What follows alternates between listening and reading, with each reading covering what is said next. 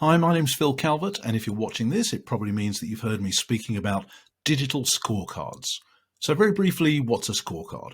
Scorecards are simply another name for an online quiz, interactive assessment, online health check, MOT, whatever you want to call it. But essentially, it's a short series of questions that a visitor to your website or to your LinkedIn profile can go through, which gives them some instant and valuable insight into some aspect of their life. You know, the sort of thing, and we've all been through one of these at some point. Could I lose 10 pounds in the next 10 days? Am I ready to run a marathon? Am I a natural born leader? Is my business ready to pitch to the dragons? And so on. You answer the questions, you instantly get a score, a personalized report, and some simple tips as to what to consider next. But it works on the principle that A, most people love a quick online quiz, and B, people love to get insights into themselves where they can benchmark some aspect of their life against a standard that an expert has set. And having been through the quiz or scorecard, you'll then want to get more in-depth help from whoever has set and put the scorecard together. So it's just perfect for financial advisors for a number of reasons, not least because advisors can see the answers that people give to the questions, which they can then follow up in a highly personalized way. So not surprisingly, over the last couple of years, IFAs, financial advisors and planners have been using scorecards in increasing numbers. And it doesn't surprise me because scorecards are a no-brainer tool within a financial advice practice because they can be used in a number of different ways. But over those last 2 years, I've been looking closely at the main ways financial advisors are using them in their businesses. And that's whether you're self-employed, employed, or part of a larger wealth management or national financial planning business. So here are the top 7 ways that I'm seeing IFAs and financial planners using scorecards. Now, when I first came across scorecards, I thought it was all about lead generation. Now, at the heart of scorecards, it's about collecting data and information, which you can then follow up in a personalized way. So imagine somebody goes through your scorecard as a financial advisor, they get some value, you get their contact details, you get all the answers to the questions, which means that you can literally pick and choose the people that you want to follow up. But the more I've seen financial advisors using scorecards, the more I've realized there's much more to it than just lead generation. So let's have a look at those top 7 things. Firstly, on LinkedIn. Now, anybody who knows anything about me knows that I'm absolutely passionate about LinkedIn. LinkedIn is a powerhouse of opportunity for financial advisors. Unfortunately, most financial advisors aren't using LinkedIn correctly, to put it mildly. There's a way to use LinkedIn which attracts your ideal clients to your profile. So you could use a scorecard on LinkedIn to give personalized value to people who look at your profile or who want to connect with you, or indeed who you want to connect with. So when people look at your profile, you can start a conversation and point them to your scorecard. You could also put a link on your company page if you've got one as well. You can put a link to your scorecard in any posts that you put on LinkedIn, any articles that you put in LinkedIn, and indeed in any messaging and conversations that you're having with people on the LinkedIn platform. In fact, at last count, I think I spotted 23 different places that you can highlight your scorecard on LinkedIn. So giving people value when they're communicating with you and when you're communicating with them on LinkedIn is number 1. Number 2, events. Any opportunity where people can get to see the whites of your eyes. Now, typically that'd be seminars, networking, speaking opportunities. That's a fantastic way. Now, I use scorecards like this myself. If I'm putting on a webinar or I'm speaking at a conference or I'm doing a training event, I always point people to my LinkedIn health check. That is a scorecard. People can go through my LinkedIn health check. They answer questions about how they use LinkedIn, and then they get a score and a personalized report at the end. And I found putting on events and highlighting my scorecard during the event has been ridiculously effective. So any financial advisor that is doing any of these webinars, speaking, networking, any videos or podcasts, or any educational content that you're communicating to people, highlight your scorecard link within that particular event. And you'll be amazed at how many people go through it, which gives them value and which gives you data that you can then follow up. And in fact, the most successful financial advisor I have ever met was using a scorecard back in 1988. A financial advisor by the name of Mick. He was ridiculously successful. It's just himself and his wife. And I could tell he's successful simply through where he was living. He lived in a place called St. George's Hill in Weybridge. His next door neighbour was Cliff Richard. Tom Jones was further down the road as well. But what he used to do was to do small seminars, workshops, worksite marketing opportunities where he would speak to employees within an organisation, sometimes just 5 people, but sometimes 500 people. But at the beginning of each presentation, he would give them this postcard, which, as you can see, has got 5 questions on it. And he would say to people, look, I hope you enjoy the presentation today. It'll last about 20 minutes. But before I go, if you could just answer these questions, put your name and address on it. I'll pick one at random before I go, and somebody will win a book token or a bottle of wine.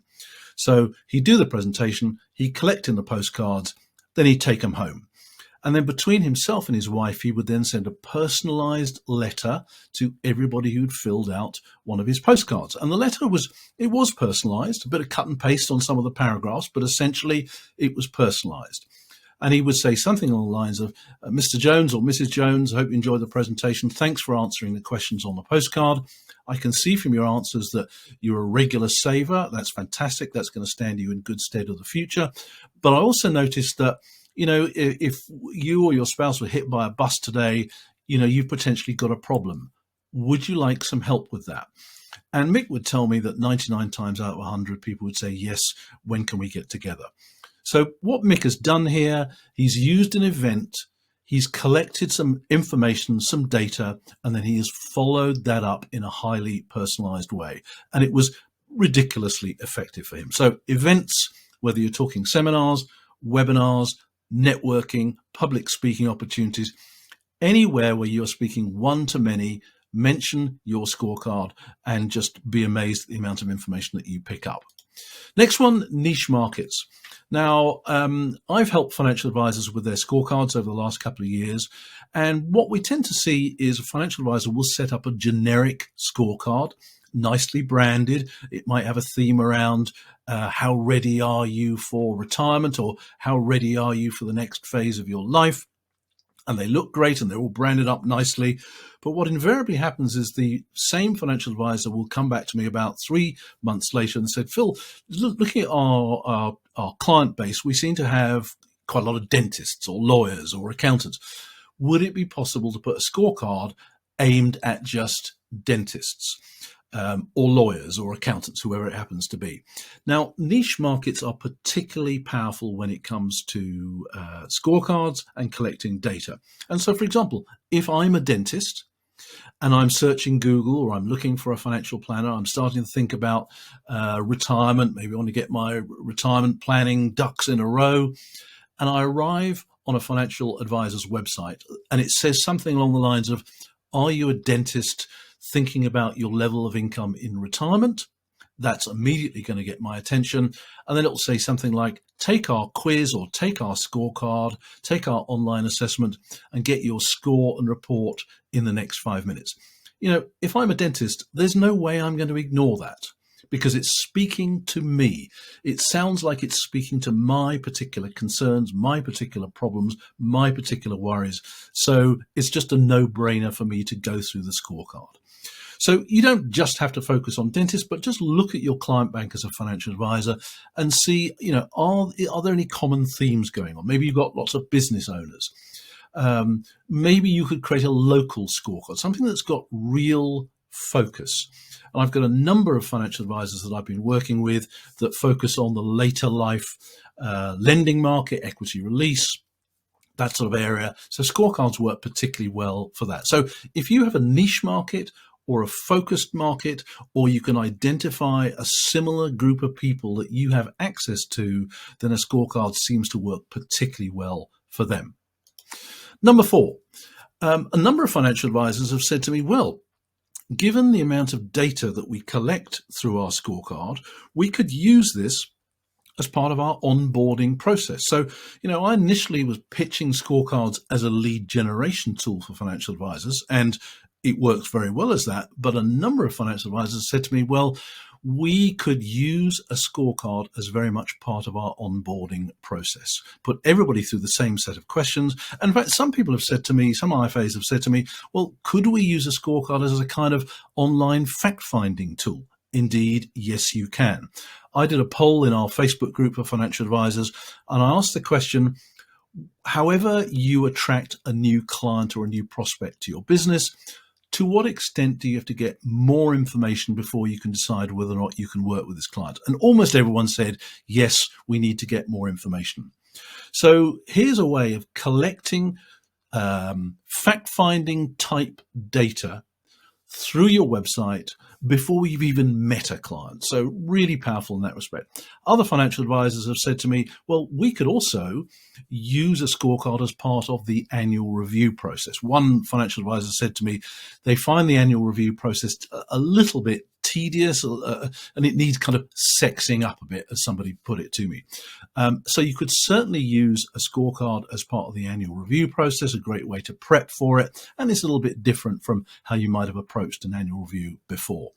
Also, another financial advisor has told me he is now putting every existing client through a scorecard, and he's going to do this every single year, just to see if there are any changes in the client's thinking or attitude to financial planning over time. So onboarding and annual review, another great way that financial advisors are using scorecards.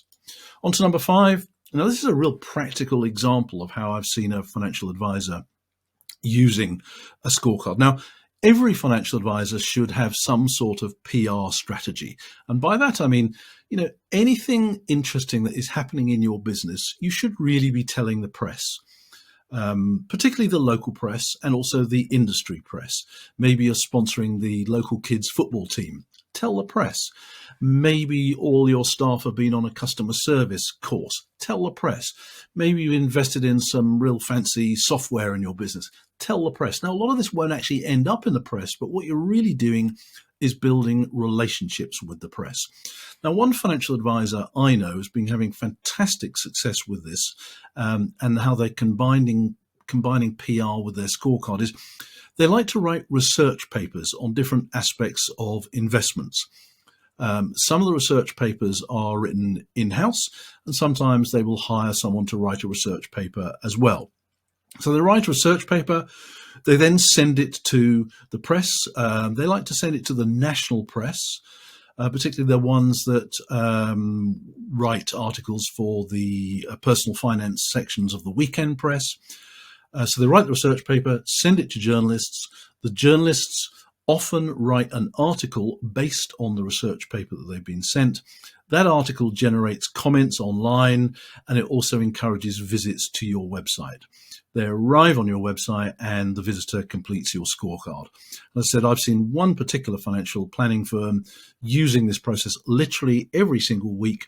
They send some PR to journalists. The journalists write about it because they've got a good relationship with them. People read the newspaper or they read the article online as well. That usually generates comments, and it also generates visits to the financial advisor's website where they find the scorecard, curiosity takes over, and the visitors complete the scorecard, which means the financial advisor is collecting lots of information, lots of data, and they can then follow that up in a highly personalized way. So using PR is a great way to get visitors to your scorecard. And, not just PR. Any sort of content that you write, maybe you write a blog, maybe you've got a podcast, maybe you create videos.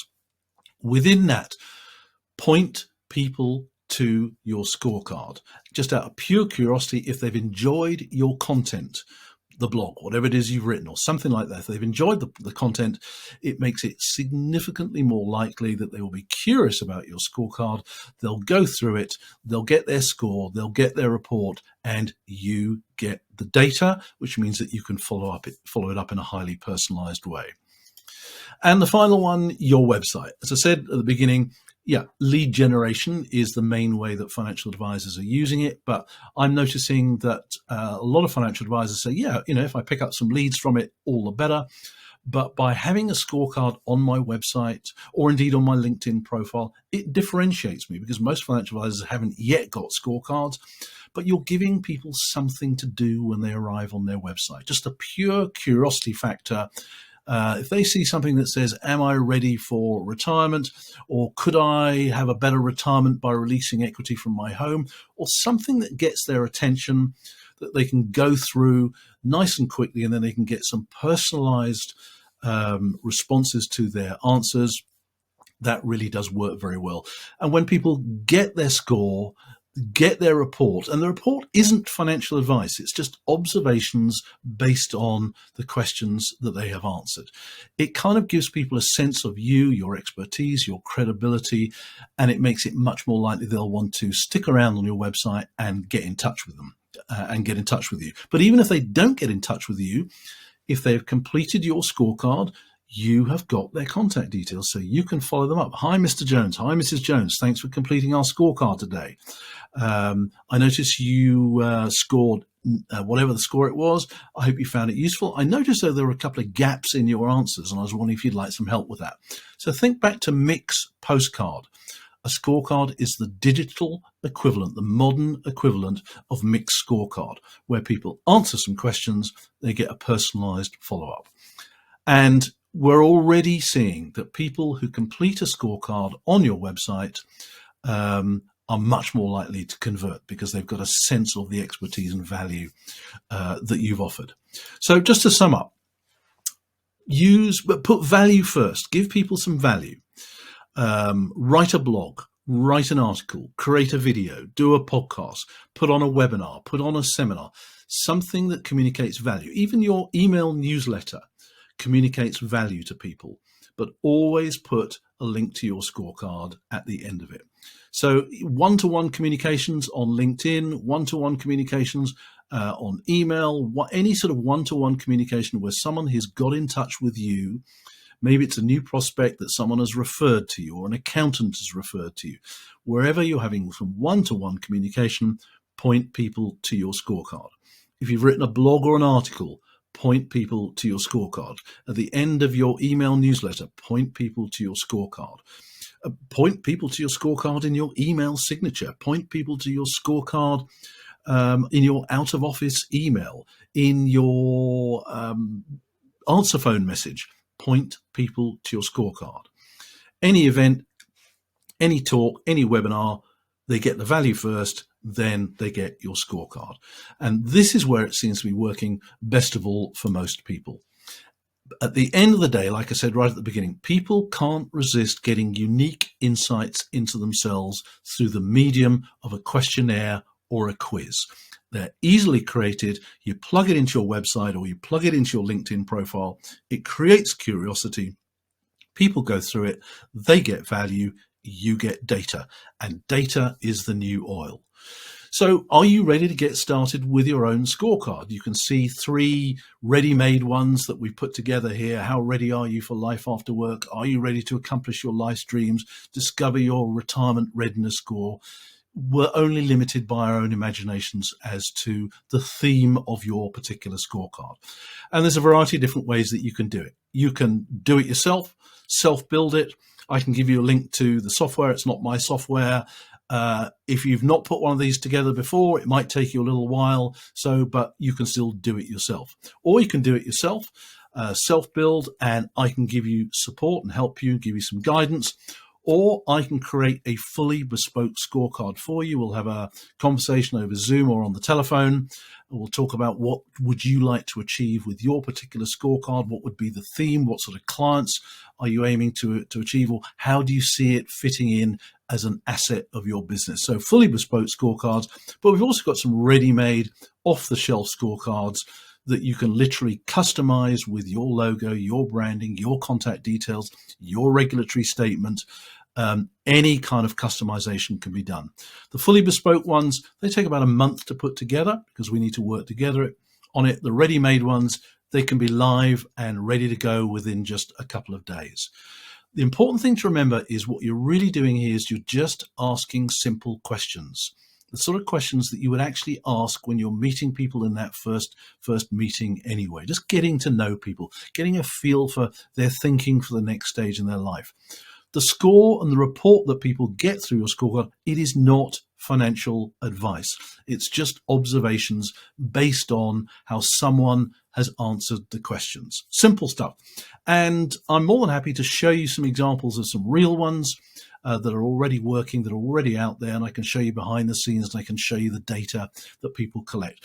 So if this is something that's still of interest to you, just drop me a line, philip@financialadvice.marketing, philip@financialadvice.marketing, and let's get your scorecard alive and working for you and your business. Thanks for listening to this today.